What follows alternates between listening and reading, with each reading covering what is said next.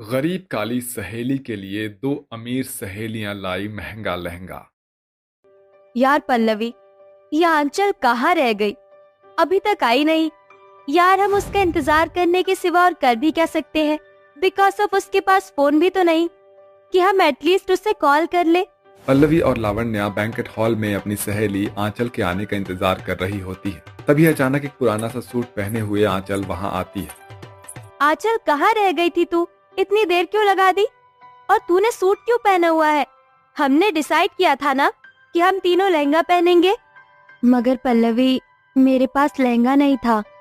जो था बस यही था। शायद लहंगा पहनना मुझ काली बदकिस्मत की किस्मत में नहीं। ऐसा कहते हुए आंचल की आंखें नम हो जाती है। तभी लावण्या कहती है, किसने कहा हमारी सहेली सुंदर नहीं? तू इस सूट में बहुत सुंदर लग रही है। चल शादी एंजॉय करते हैं। आफ्टर ऑल हमारे कॉलेज के हिटलर की शादी जो हो रही है। लावण्या, पल्लवी और आंचल बचपन की सहेलियां हैं। आंचल का रंग बहुत ही काला है। वो एक गरीब माँ की बेटी है। वहीं लावण्या और पल्लवी बहुत ही सुंदर और अमीर घर से हैं। मगर उनकी अमीरी कभी भी उनके दोस्ती के बीच में नहीं आई। तीनों सहेलियां ढेर सारे फूल लेकर मंडप में आकर दूल्हा दुल्हन के फेरे देखते हुए उन पर फूल डालने लगती है। तभी लावण्या कहती है, यार ये चश्मे बदबू तो शादी के लहंगे में कहर ढा रही है। जब हम तीनों की शादी होगी तो हम भी इतनी सुंदर लगेंगे। हाँ, मगर हम तीनों सहेलियों में सबसे सुंदर तो शादी के लहंगे में हमारी आंचल ही लगेगी, है ना आंचल? अपनी सहेलियों की ये बात सुनकर आंचल अपने काले रंग और गरीब जिंदगी के बारे में सोचते हुए कहती है, नहीं पल्लवी, लावण्या, शादी के लहंगे में तुम दोनों ही सुंदर लगोगी, क्योंकि तुम सुंदर हो और मैं काली बदसूरत। फिर जिस गरीबी में मैं जी रही हूँ उसमें माँ मेरे लिए इतना महंगा लहंगा कहाँ से लाएंगी? तुम्हें नहीं पता, मगर एक गरीब के लिए उसकी बेटी की डोली उठ जाना भी बहुत बड़ी बात होती है। आंचल के शब्दों में झलकती गरीबी को देखकर पल्लवी और लावण्या का मन भर आता है। शादी खत्म होने के बाद तीनों सहेली अपने अपने घर चली जाती हैं। तभी आंचल जैसे ही अपने घर पहुंचती है तो उसकी गरीब माँ सीबो बैठकर शर्ट के धागे काट रही होती है। अरे आंचल बेटी, तू आ गई। माँ, मैंने आपको कितनी बार कहा है ना कि आप इतनी मेहनत मत किया करो। मेरे लिए आपको लोगों के घर में उनके झूठे बर्तन धोने पड़ते हैं और कितना काम करना पड़ता है। उसके बाद भी आप रात को घर पर ये शर्ट के धागे काटने के लिए ले आती हैं। बेटी, अगर तेरी ये गरीब माँ मेहनत नहीं करेगी तो तेरी शादी कैसे करेगी? बस एक बार तेरा घर बस जाए, फिर चाहे मैं मर जाऊं। भगवान के लिए ऐसी बात मत करो ना माँ। तुम्हारे सिवा इस दुनिया में मेरा है ही कौन? पिताजी तो मुझे पहले ही छोड़कर जा चुके हैं। अब तुम भी चली जाओगी तो मैं तो अनाथ हो जाऊंगी ना। और मुझ जैसी गरीब काली लड़की से कौन लड़का शादी करना चाहेगा? ऐसा कहते हुए आंचल की आंखें झलझला जाती है। ऐसे ही वक्त बीतता जाता है और दिन रात भूखे प्यासे काम करने के कारण सीबो बहुत ही ज्यादा बीमार हो जाती है। 10 बज गए हैं। पहले इतनी देर हो चुकी है। मुझे काम पर जाना होगा। माँ, तुम्हारी तबीयत पहले ही बिल्कुल भी ठीक नहीं है। तुम्हें आराम की जरूरत है। जब तक तुम पूरी तरह से ठीक नहीं हो जाती, तुम्हारे बदले मैं काम पर जाऊंगी। घर चलाने के लिए आंचल अपनी माँ की जगह खुद काम करने लग जाती है। ऐसे ही एक एक करके दिन गुजरता जाता है और एक दिन सीबो आंचल से कहती है, आंचल बेटी, तू तो मेरी हालत देख ही रही है।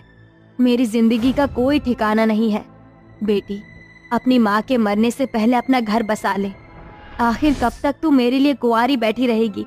ठीक है माँ, पहले आप ठीक हो जाओ, फिर आप जिससे कहोगी मैं उससे शादी कर लूंगी। आंचल के हाँ करने के बाद सीबो अपनी बेटी के लिए रिश्ते देखने लगती, मगर गरीबी और काले रंग के कारण हर रिश्ता आंचल को ठुकरा कर चला जाता है। मगर एक दिन प्रेम नाम का एक लड़का उनके परिवार के साथ आंचल को देखने के लिए उनके घर आता है। देखिए बहन जी, आपकी लड़की तो बहुत ही काली है और प्रेम मेरा इकलौता बेटा है। उसकी शादी को लेकर मेरे बहुत से सपने हैं। मगर बहन जी, आप तो देख ही रही हैं, आंचल के पिताजी नहीं हैं। उनके जाने के बाद मैंने अपनी बच्ची को अकेले पाला है। मेरी बच्ची भले सांवली है, मगर साफ दिल है इसका। मेरे पास अपनी बच्ची के सिवा आपको देने के लिए और कोई दूसरा दहेज नहीं है। बहन जी, हमें दहेज नहीं चाहिए। बस आप हमारा और हमारे बारातियों का अच्छे से स्वागत कर देना, बस यही हमारी इच्छा है। ये सुनकर सीबो हाँ कर देती है, जिसके बाद दोनों परिवार शादी पक्की कर देते हैं। शादी की तैयारियां भी शुरू हो जाती है। तभी लावण्या और पल्लवी आंचल से मिलने उसके पास आती हैं। आंचल, तेरी शादी पक्की हो गई और तूने ये बात अपनी दोनों पक्की सहेलियों को बताना भी जरूरी नहीं समझा? अरे कम से कम घर पर कार्ड ही भेज देती। पल्लवी, अगर मेरी शादी का कार्ड छपता तो मैं तुम दोनों को देती ना। अमीर और गरीब की शादी में बहुत फर्क होता है। तुम्हारी ये सहेली भगवान के यहाँ से गरीब किस्मत लेकर आई है, इसलिए मैं ये बात अच्छे से जानती हूँ कि जिस गरीबी में मैं बचपन से बड़ी हो गई, वहाँ मेरी शादी के कोई सपने पूरे नहीं हो सकते। इसलिए मैंने कभी अपनी हैसियत से बढ़कर सपने देखे ही नहीं। आंचल अपनी शादी को लेकर बिल्कुल भी खुश नहीं थी, जिसके पीछे का कारण था उसकी गरीबी, जिसमें सादगी के साथ उसकी शादी की रस्में हो रही थी। लावण्या और पल्लवी उसके आंसू पोंछकर उसे हल्दी लगाती हैं। रो मत आंचल, तुम्हें पता है ना, तुम्हारी दोनों सहेलियां तुम्हारी आंखों में आंसू नहीं देख सकती। हम दोनों तुमसे वादा करती हैं कि इस घर में हमारी सहेली की डोली खुशियों भरी ही उठेगी। अब हम अपनी बन्नो रानी को अच्छे से हल्दी लगाएंगे ताकि तुम्हारे चेहरे पर हल्दी का निखार चढ़ जाए। ये बोलकर दोनों सहेलियां आंचल को हल्दी लगाकर घर के लिए निकल जाती हैं। पल्लवी, शादी तो हर लड़की का सपना होता है, मगर तूने देखा आंचल अपनी शादी से बिल्कुल भी खुश नहीं है। वो खुश कैसे होगी लावण्या? तूने देखा नहीं, कहीं से भी आंचल का घर शादी का घर नहीं लग रहा था। ना तो वहाँ कोई सजावट थी और ना ही बैंड बाजा। अब हमें ही कुछ करना होगा। कल आंचल की शादी है, अब हम दोनों सहेलियों को मिलकर ही अपनी गरीब सहेली की शादी को खुशियों से भरना होगा। अगले दिन सुबह होते ही पल्लवी और लावण्या आंचल की शादी के लिए एक बड़े से मॉल से महंगा सा लहंगा और उसके मैच की सुंदर ज्वेलरी भी खरीदती हैं और शादी की शाम को बैंड बाजे के साथ नाचते हुए लहंगा लेकर आंचल के पास आती है, जहां आंचल अपनी माँ की दी हुई शादी की पुरानी साड़ी पहने हुए गले में एक पतला पुराना हार डाले हुए बैठी होती है। कहाँ रह गई थी तुम दोनों? मैं कब से तुम्हारा इंतजार कर रही थी। अरे अब हम आ गई है ना। ये लो, तुम्हारी दोनों सहेलियों की तरफ से तुम्हारी शादी का तोहफा। मगर इसमें क्या है, खुद ही खोल कर देख लो। जैसे ही आंचल लहंगे का बॉक्स खोलती है, उसमें महंगा सा लहंगा देखकर उसकी आंखों में खुशी के आंसू भर आते हैं और पल्लवी कहती है, आंचल, तुम्हें ये लहंगा पसंद तो आया ना? हाँ, मुझे बहुत पसंद आया, मगर ये लहंगा तो बहुत ही महंगा लगता है। तुम दोनों को मेरे लिए इतना सब करने की क्या जरूरत थी? अरे आज हमारी सबसे प्यारी सहेली की शादी हो रही है और हमें पता है कि तुम्हें लहंगा पहनने का कितना शौक था।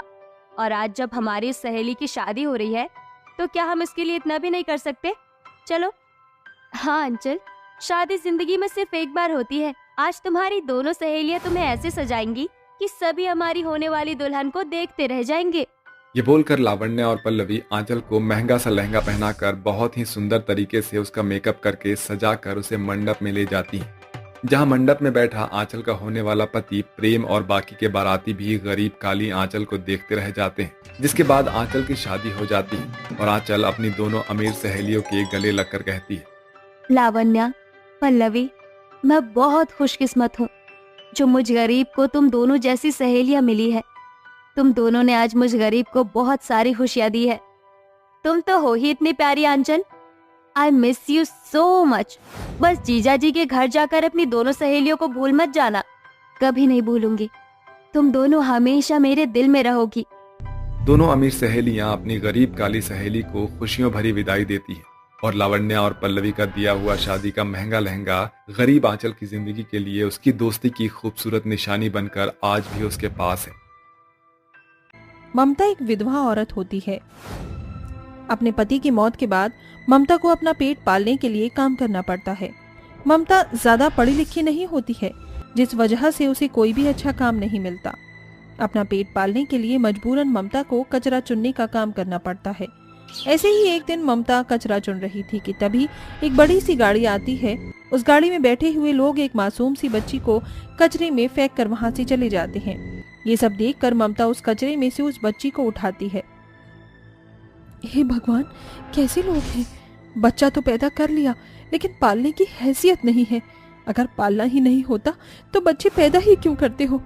दिल में जरा भी ममता नहीं है। कैसे इस मासूम सी जान को कचरे में फेंक दिया। ये भी नहीं सोचा कि इसके बाद इसका होगा क्या। लेकिन अब मैं इस बच्चे का क्या करूंगी? लगता है भगवान ये तेरा ही इशारा है। मैं तो अपने जीवन में बिल्कुल अकेली थी। तूने मेरे जीवन में इस बच्ची को भेजकर मेरे जीवन का अकेलापन दूर कर दिया। अब मैं इसे पाल पोस कर बड़ा करूंगी। इतना कहकर ममता उस बच्ची को अपने छोटे से घर में ले आती है और उसे पालना पोसना शुरू कर देती है। ममता उस बच्चे का नाम अनु रखती है और उसे बिल्कुल अपनी बेटी की तरह प्यार देती है। ऐसे ही समय बीतता रहता है और अनु अब 5 साल की हो जाती है। माँ मुझे स्कूल जाना है। सारे बच्चे स्कूल जाते हैं, पढ़ाई करते हैं, खेलते हैं, मुझे भी उनकी तरह ही स्कूल जाना है। अनु ठीक कह रही है, अब इसकी उम्र स्कूल जाने की हो गई है। अब मुझे स्कूल में इसका दाखिला करवाना होगा, लेकिन मेरे पास तो इतने पैसे नहीं हैं कि मैं इसका दाखिला करवा सकूं। अब मैं क्या करूं? हाँ, याद आया, मेरे पास एक सोने का कंगन रखा हुआ है जो इन्होंने मुझे मेरी मुंह दिखाई पर दिया था। मैं इसे बेच देती हूँ, जो पैसे आएंगे उनसे मैं अनु का स्कूल में दाखिला करवा दूंगी। ममता जल्दी से उस कंगन को लेकर जाकर सुनार की दुकान पर बेच देती है। कंगन को बेचने पर जो भी पैसे ममता को मिलते हैं वो उन पैसों से अनु का स्कूल में एडमिशन करा देती है और उसके पढ़ने लिखने की सारी चीजें ले आती है। अब ममता एक ढाबे पर काम करने लग जाती है और दिन रात मेहनत करके पैसे जोड़कर अनु को पढ़ाती है। अनु जिस स्कूल में पढ़ती थी उस स्कूल में रिया नाम की एक लड़की होती है। रिया एक बहुत अमीर परिवार से होती है और रिया और अनु स्कूल में बहुत अच्छे दोस्त बन जाते हैं। दोनों साथ में ही खेलते हैं, पढ़ाई करते हैं और मस्ती करते हैं। धीरे धीरे इनकी दोस्ती बढ़ने लगती है और साथ ही साथ इनकी उम्र, अब ये दोनों सहेलियां बड़ी हो जाती हैं। अनु, आज हमारी दोस्ती को इतने साल हो गए हैं, लेकिन आज भी हम साथ में हैं। मुझसे वादा करो, हम हमेशा ऐसे ही साथ रहेंगे और हमें कोई भी चीज, कोई भी प्रॉब्लम हो तो एक दूसरे को जरूर बतानी है, चाहे हम एक दूसरे से दूर ही क्यों ना हो। हाँ रिया, लेकिन तुम ये दूर जाने वाली बात क्यों कह रही हो? तुम क्या कहीं जा रही हो? हाँ अनु, मेरे डैड मुझे आगे की पढ़ाई के लिए शहर भेज रहे हैं, इसीलिए मैं 2 दिन के बाद शहर जा रही हूँ। लेकिन मैं तुमसे वादा करती हूँ, जैसे ही मेरी पढ़ाई पूरी होगी वैसे ही मैं सबसे पहले तुमसे मिलने आऊंगी। जब तक तुम अपना ख्याल रखना। ये तो बहुत अच्छी बात है कि तुम आगे की पढ़ाई के लिए शहर जा रही हो। ऑल द बेस्ट रिया, अच्छे से पढ़ाई करना और अपना ख्याल रखना। दोनों ही सहेलियां बहुत खुश होती हैं, लेकिन दोनों को एक दूसरे से बिछड़ने का गम भी होता है। 2 दिन बाद रिया अपने आगे की पढ़ाई के लिए शहर चली जाती है।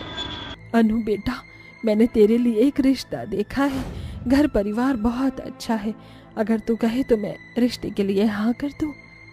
जैसा आप कहे माँ। अपनी बेटी का हाँ में जवाब सुनकर ममता बहुत खुश हो जाती है और रिश्ते के लिए हाँ कर देती है। देखते ही देखते कुछ ही समय में अनु की शादी हो जाती है। शादी के शुरुआती दिन तो बहुत ही अच्छे और खुशनुमा गुजरते हैं, लेकिन एक दिन, विजय बेटे, ये तुझे क्या हुआ और ये सारी चोट तुझे कैसे लग गई? आप ठीक तो हो ना? और आपके हाथ में ये प्लास्टर कैसा है? क्या हुआ आपके साथ? माँ, अनु, मैं काम करके वापस घर लौट रहा था कि तभी एक गाड़ी वाले से मेरा एक्सीडेंट हो जाता है। ये सारी चोट मुझे उसी एक्सीडेंट में लगी है। डॉक्टर ने कहा है कि अब मैं कुछ महीनों तक कोई भी काम नहीं कर सकता हूँ। अब ये घर कैसे चलेगा? बाबूजी की भी अब उम्र हो गई है, घर की सारी जिम्मेदारी मेरे कंधों पर है। अब मैं क्या करूँगा? आप रोइए मत, भगवान सब कुछ ठीक करेंगे। आप बस हिम्मत मत हारिए, हम सब कुछ ना कुछ कर लेंगे। विजय के एक्सीडेंट के बाद अनु और उसकी सास अब घरों में जाकर घर में काम किया करते थे और जो पैसे मिलते थे उसमें गुजारा करते थे। साड़ी ले लो, साड़ी ले लो, रंग बिरंगी साड़ी ले लो। अरे वाह, ये साड़ी तो बहुत ही सुंदर है। काश ये साड़ी मैं खरीद पाती, लेकिन अगर मैंने ये साड़ी खरीद ली तो घर में राशन कैसे आएगा? बहन जी क्या सोच रही हो? इतनी अच्छी साड़ी इतने कम दाम में है, ले लो। अनु अपने मन को मारती हुई वहां से चली जाती है। अनु की शादी को अब काफी समय हो चुका था। अनु की सहेली रिया की भी अब पढ़ाई पूरी हो चुकी थी। रिया अब शहर से घर वापस आने के बाद सबसे पहले अनु से मिलने उसके घर जाती है, जहां उसे पता चलता है कि अनु की शादी हो चुकी थी। इसीलिए अब वो उससे मिलने उसके ससुराल जाती है। क्या आप मुझे बता सकती हैं कि ये अनु कहाँ रहती है? बेटा, आप कौन? जी, मैं उसकी दोस्त हूँ। बेटा, मैं अनु की सास हूँ। अनु अंदर है, तुम अंदर आ जाओ। आंचल रिया को घर के अंदर लेकर आती है। रिया जैसे घर के अंदर आती है वैसे ही उसके सामने अनु होती है। अनु और रिया एक दूसरे को देखकर रोते हुए एक दूसरे को गले मिलते हैं और बैठकर बहुत सारी बातें करते हैं, लेकिन अनु अपने साथ हुई किसी भी चीज को रिया को नहीं बताती। अनु, तुमने मुझे बताया नहीं, कि तुमने शादी कर ली? रिया, तुम्हारे जाने के बाद माँ ने मेरी शादी करा दी। वो चाहती थी कि मैं जल्द से जल्द शादी कर लूं और अपना घर संभालूं, इसीलिए मैंने शादी कर ली। तुम शादी से खुश तो हो ना? तुम्हें किसी बात की कोई तकलीफ तो नहीं है ना? नहीं रिया, मुझे किसी बात की कोई तकलीफ नहीं है, मैं बहुत खुश हूँ। रिया और अनु काफी देर तक बातें करते हैं, जिसके बाद रिया अनु को बाय बोलकर अपने घर आ जाती है। अब अक्सर रिया अनु से मिलने जाया करती थी।